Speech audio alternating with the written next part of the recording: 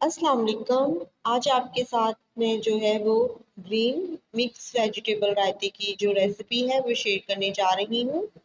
तो यहाँ पर जो है वो मैंने 1 कप फुल्कियाँ ली है। फुल्कियाँ मैंने बाजार वाली ली है, आप चाहे तो घर में भी इन्हें बना सकते हैं। तो इन्हें हम पहले भिगोकर जो है वो 20 से 25 मिनट के लिए रख देंगे। तो यहाँ पर जो है वो मैंने 1 कप दही लिया है। ये बहुत गाढ़ा है, तो इसे हमने जो है वो हैंड बीटर से पतला कर लेना है। इसे हम अच्छे से फेंट लेंगे और इसे पतला कर लेंगे। तो दही को जो है वो हमने अच्छे से जो है वो फेंट लेना है। अब इसके अंदर हम डालेंगे ग्रीन वाली चटनी 2 चम्मच। ये मैंने घर पर ही तैयार की है।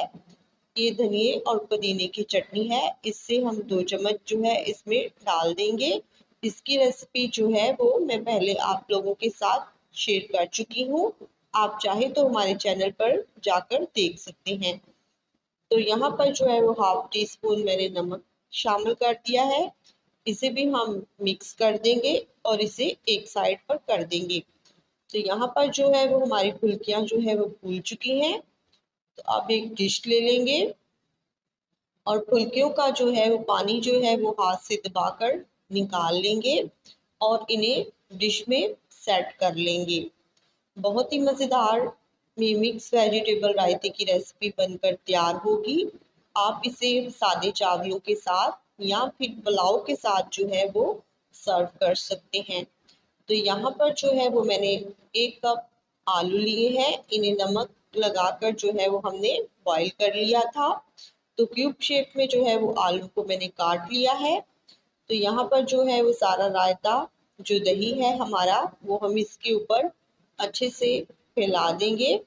बचे हुए रायते को भी आपने बहुत ही अच्छे से इसके ऊपर फैला देना है। तो यहाँ पर मैंने कुछ वेजिटेबल जो है वो कट कर ली थी।